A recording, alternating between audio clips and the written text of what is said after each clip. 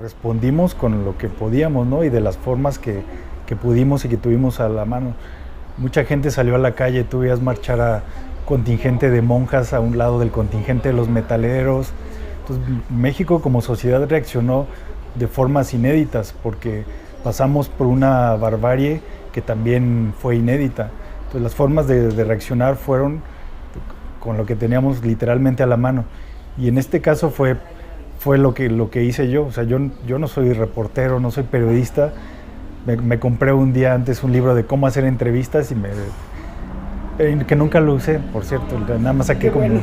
Qué bueno hiciste. Pero es eso, o sea, y creo que no había otra forma de escribir este libro más que así, con lo que tenía en la mano, con la mochila que traía, un cambio de ropa y me lancé a vivir a Ayotzinapa. Al principio me costó mucho recabar los testimonios porque las familias estaban muy cerradas, estaban ya cansadas, ya llevaban un mes de dar entrevistas, tratando de encontrar a sus hijos y de pronto ya estaban muy desconfiadas, muy cerradas y revivir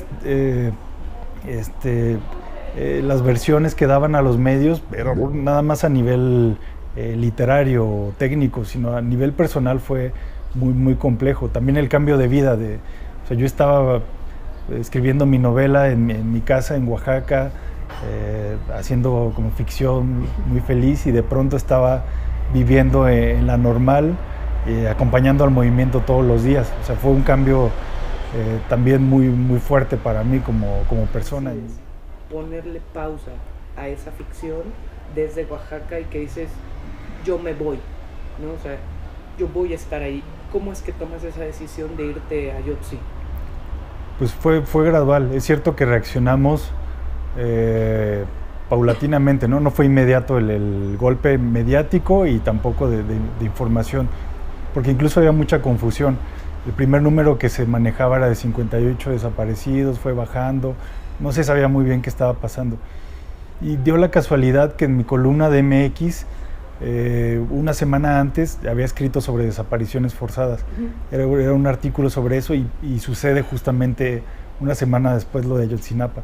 Entonces a mí me impactó, no que fuera premonitorio ni nada, sino que es una realidad que estaba...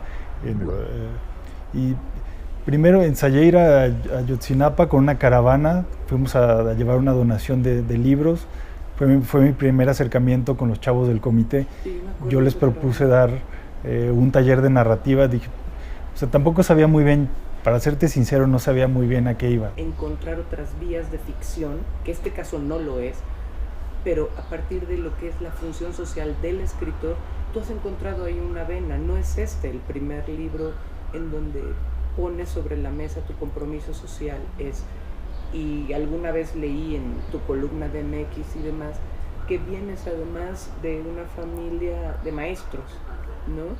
Entonces, ¿cómo te toca de cerca este asunto? Además, gracias, desde la docencia, ¿no? Desde el que además de todo eran 43 muchachos que iban en pos de ser maestros, ¿no? Entonces, desde ahí. Bueno, yo trato de que mis libros sean sinceros. Me gusta la literatura también sincera, que te cuenta cosas de manera honesta. Y me parece como caen las hojas de los árboles en un camellón de la colonia Roma o la colonia Condesa. Además me daría mucha flojera.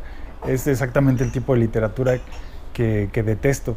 Y sobre todo cuando ves que en el país pasan cosas como la noche de Iguala. O sea, que con qué cara...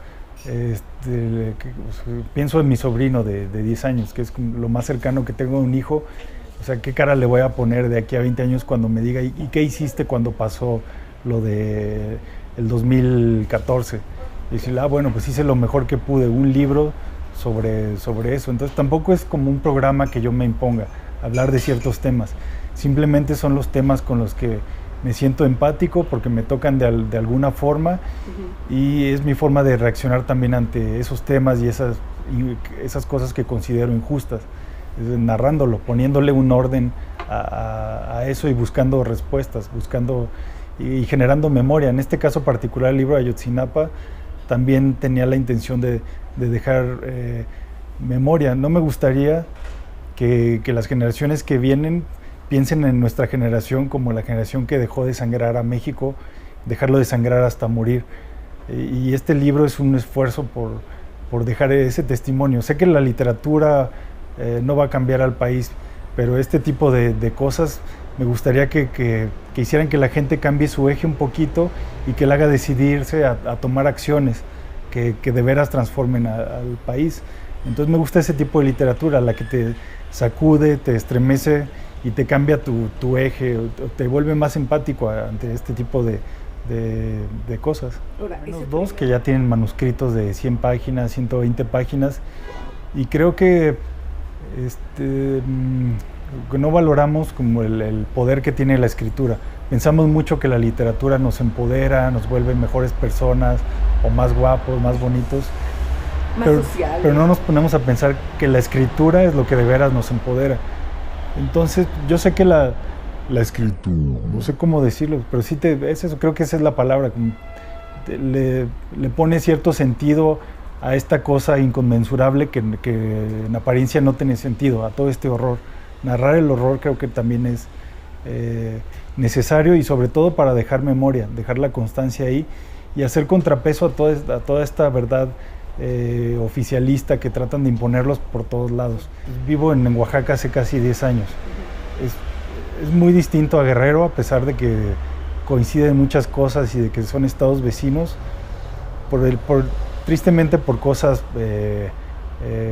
no tan alegres, ¿no? Como donde he estado y que me gusta estar, lo disfruto mucho. Entonces para mí llegarme a instalar ahí, veía cómo llegaban los reporteros y se quedaban un día, un fin de semana, y me decían, ¿y no te cuesta trabajo estar aquí?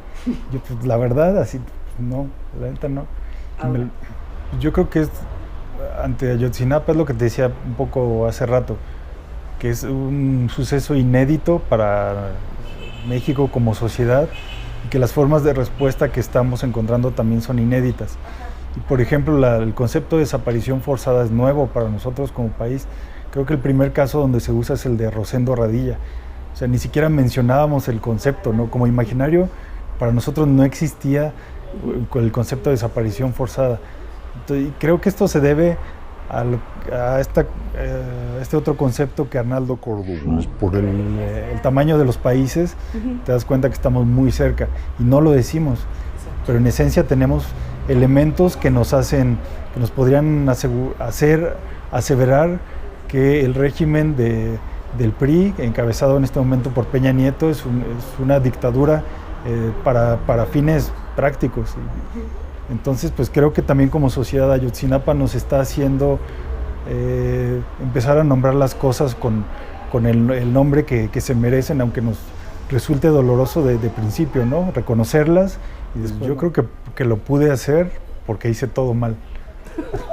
De veras, me recomendaron mucho que guardara ciertos protocolos, que no hiciera ciertas cosas, que nunca tomara fotos enfrente del batallón de Iguala, que no me fuera a meter a tales lugares, que no me involucrara con las familias, y yo hice todo eso, o sea, y lo hice todo mal.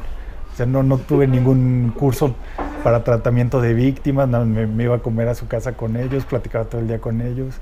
Entonces yo creo que este libro salió por la urgencia, pues, por la emergencia. Fue mi forma de responder ante este horror, es como dándole un sentido narrativo. Y creo que si lo hubiera hecho bien, no me hubiera salido ni la mitad del libro. Apenas estaría pensando como qué forma voy a darle, o recabando como las entrevistas, no sé. Entonces respondí de la forma que yo tenía para reportear, y me di cuenta que era una forma pésima. Pero sociedad reaccionamos como pudimos.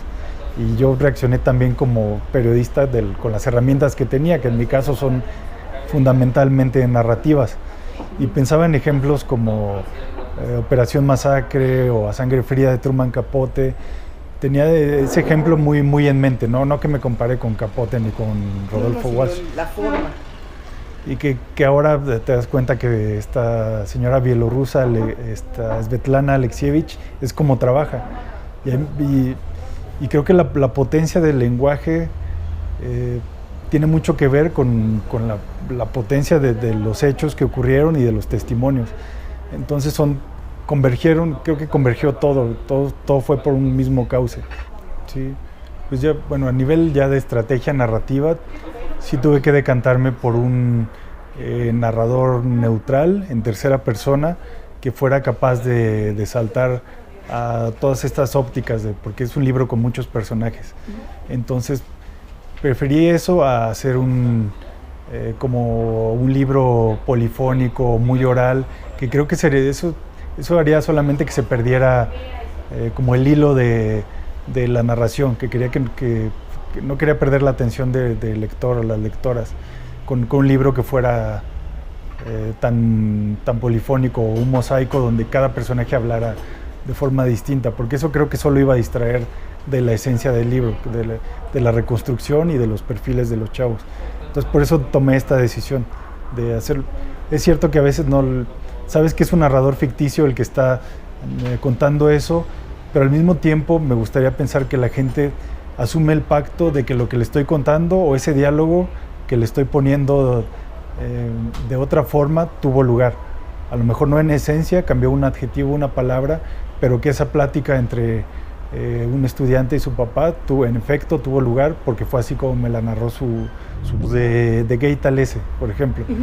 Tú sabes que difícilmente se puede meter en la cabeza de Hugh Hefner para saber qué página de Playboy hojeó a los 10 años en un kiosco, pero sabes que muy probablemente pudo haber sido así por los datos que él recabó en su investigación. Entonces era lo que quería jugar con esas libertades, como a nivel del lenguaje, pero como con la conciencia de que te estoy dando datos que en realidad ocurrieron.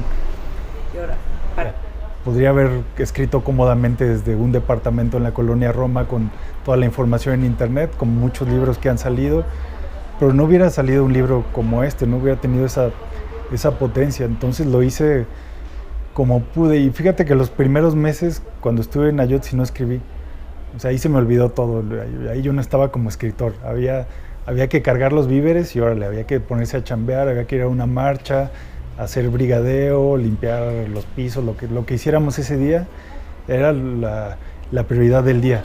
O sea, yo sabía que en algún momento iba a tener que sentarme si fue eso, como ya desbordarse.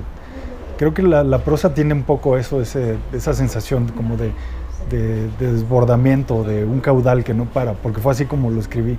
Entonces por eso me gusta como esa potencia que tiene también la prosa, que creo que logra transmitir como el horror, el dolor, la desesperación de los hechos que están narrados.